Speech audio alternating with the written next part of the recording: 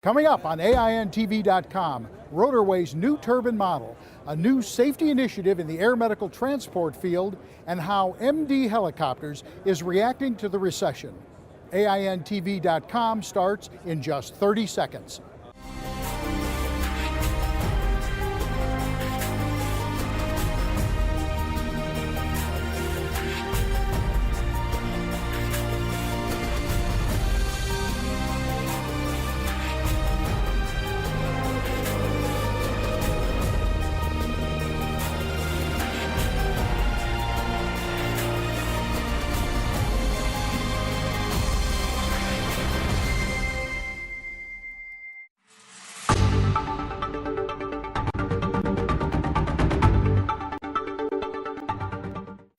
Attendance numbers for this year's show are in, and they're higher than last year.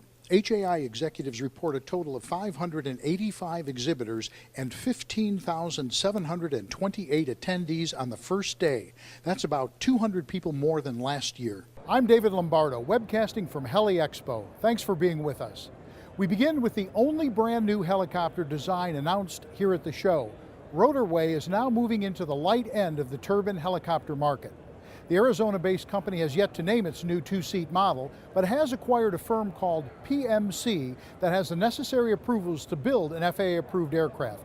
Currently, it only produces the kit-built A600 Talon piston single. AIN-TV's Charles Alcock is following the story.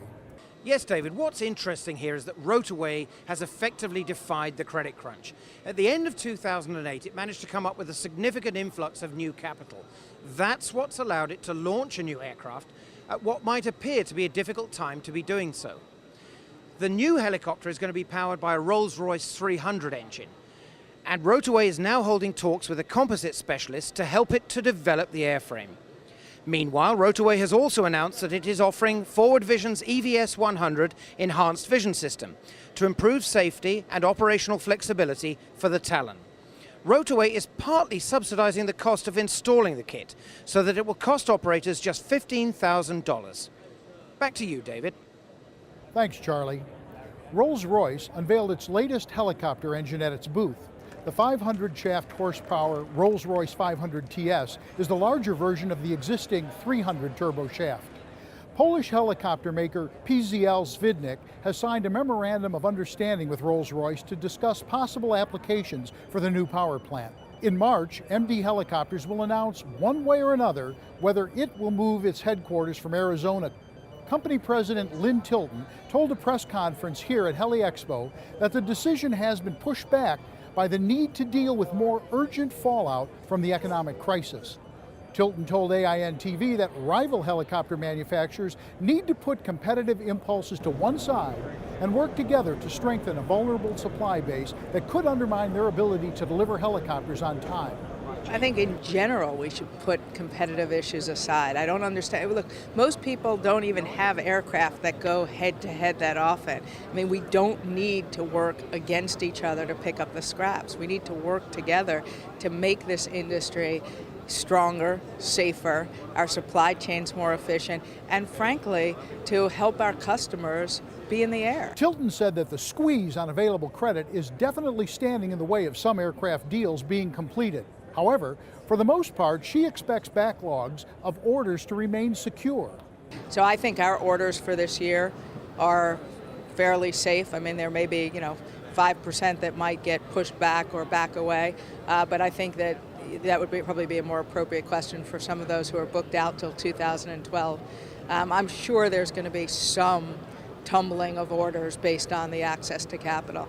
But I think everybody has had such robust backlogs that they're not necessarily yet feeling frightened over it. MD Helicopters has delivered 3 MD 902 Explorers to 3 separate customers here in Anaheim.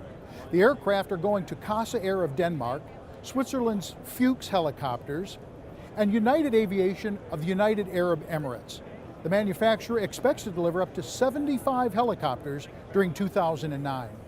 Augusta Westland turned over the keys to an AW119KE single engine and an AW109 Power Light twin engine. Assistência Médica Internacional of Brazil has taken delivery of the aircraft. The 119 will be used for emergency medical service missions and the 109 for executive transport. The National Transportation Safety Board just released information regarding the January 4th fatal Morgan City, Louisiana accident involving a Sikorsky S-76C++ helicopter operated by PHI Incorporated. NTSB and USDA examinations of the wreckage have turned up microscopic remains of a hawk on the windscreen, as well as on the empennage, various inlets including the engines, and from the rotor hub and main rotor blades. The NTSB investigation continues. The Foundation for Air Medical Research and Education launched a new campaign aimed at improving safety in air medical and critical care transport. The campaign comes at a sensitive time following several accidents in the EMS field. The initiatives include a new safety management school, safety literature, a mobile integrated safety trainer simulator, and an online education tool designed to give emergency department medical residents a better understanding of air medical transport.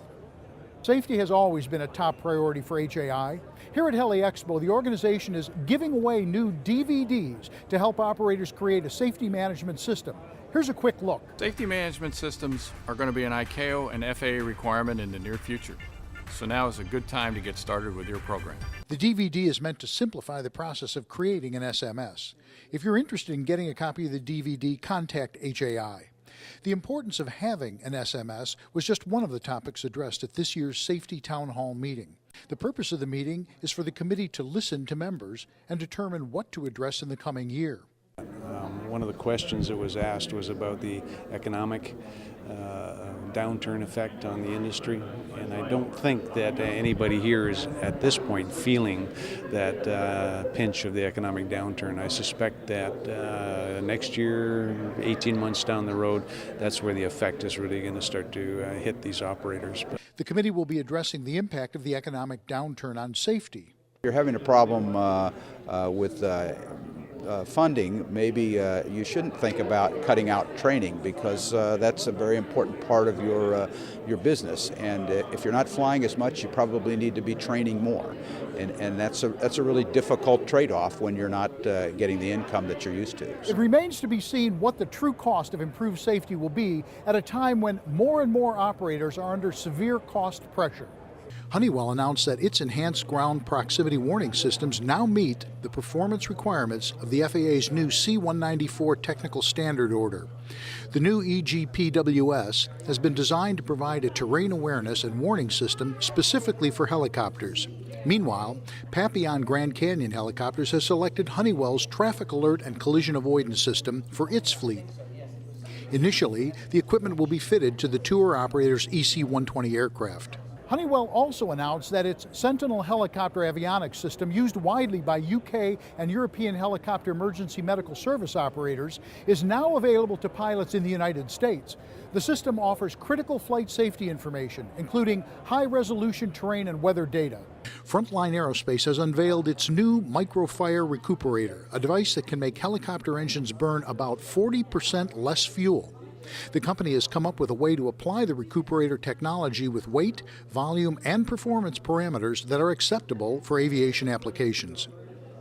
That will do it for this edition of AINTV.com Headlines. Be sure to watch the other stories we posted from the show floor today, including an interview with Sergei Sikorsky, a demonstration of the Merlin 300C simulator, and an explanation of BAE Systems' new life-saving equipment for low visibility.